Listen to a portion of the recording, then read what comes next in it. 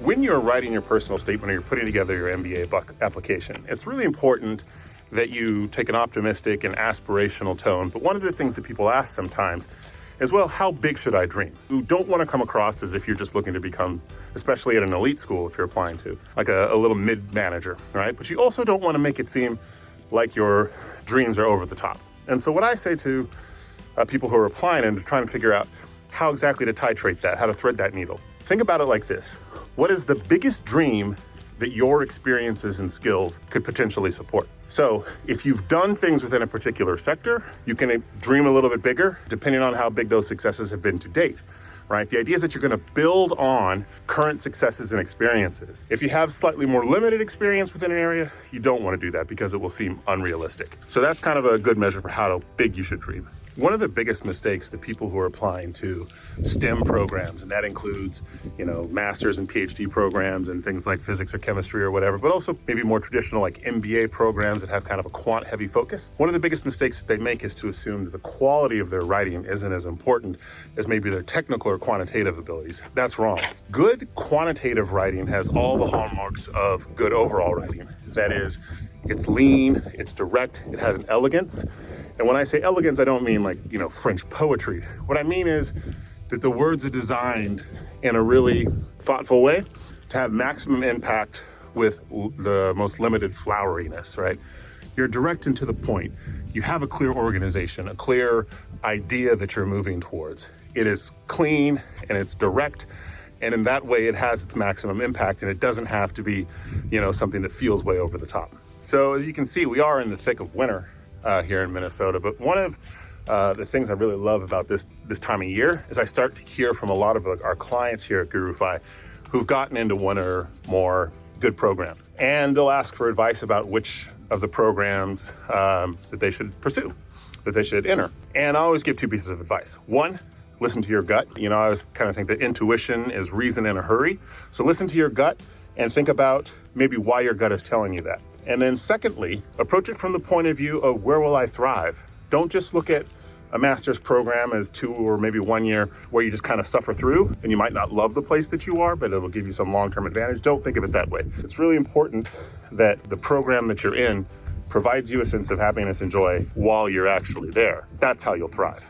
So what do the best personal statements do? The best personal statements are essays that focus on the future. A lot of times people can get so obsessed with this idea that they need to focus on talking about their past accomplishments, and obviously that will make up a big part of your essay, but they'll often forget about the fact that a personal statement needs to be about the future. You're selling a version of yourself, and the moments from your past or how you describe what you're doing currently, you need to choose those and write about them in ways that are designed to make it seem like the future that you've set out for yourself is an attainable one, and it aligns with who you are as a person, what you've accomplished, and your skill set. When there's not a sense of alignment between past, present, and future, the essays can feel overly aspirational, unrealistic, and they don't really connect with the reader because it will seem implausible or like you're just trying to tell them what they want to hear.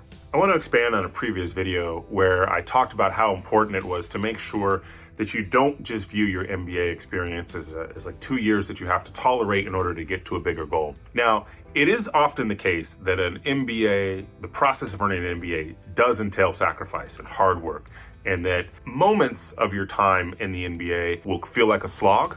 But when you're thinking about this process, and especially when you're choosing the schools, you want to really focus on this idea of where will you thrive? Where will you be happy? Where will you be engaged? Where will you be around people whose values align with yours and that can prepare you well for the future that you want? Because I've seen so many former clients who maybe reached to a higher ranked school that didn't really fit them. They didn't enjoy it, and they wouldn't have gotten as much out of it as if they'd gone to maybe a slightly lower ranked school.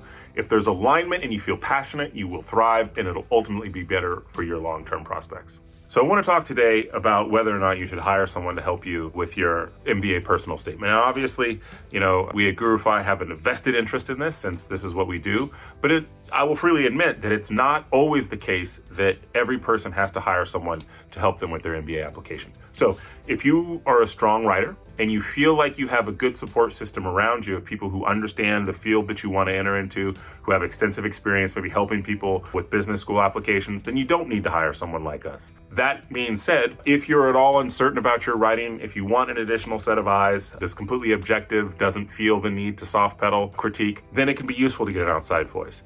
This is especially true because, you come to someone like Gurufy or another company, what they will give you is experience with dealing with hundreds, or in our case, thousands of clients over years, and understanding what works best in terms of crafting a narrative and emphasizing your strengths. A lot of applicants to MBA programs will do an ROI analysis as return on investment, and I think it's a really useful exercise, especially at the start of the process, and also to check in right when it comes to the point where you're starting to maybe choose the school that you're going to attend. ROI is super simple. You just figure out how much a school is going to cost, including the lost wages for the period of time. From there, you can get a sense of maybe what you would earn on the other side, and you can calculate how long it will take to get you back to zero, and then after that, presumably you'll be making more. One of the reasons that this is useful is that it can help you give kind of a concrete answer to what am I giving up? And in a sense, you can even put a price tag on the happiness that you would get. So if you know, like, look, I'm going to be behind for 7 years or 5 years or 6 years, then you know that that's an explicit sacrifice that you made. And that can inform the decision about the school that you choose, or even whether or not to pursue an MBA. Here's a little free advice for people who are looking to apply in the 2024 cycle, that is end of summer and fall, for MBA programs. I always advise people focus on the standardized tests first, so study hard for the GMAT, but buy a notebook, right? So what I would do with the notebook while you were studying is I would look over all the prompts to the schools that you're thinking about applying to. And don't necessarily set any time aside right now until after you complete your GMAT, but have a notebook where if any ideas ever come to you, just jot them down. One of the great things about the human brain is we can sort of run processes in the background, right, to use a computer analogy. And so if you do that, by the time you come to the point, maybe middle of the summer, where you decide to write your personal statement, you'll have lots of stuff there that you can mine.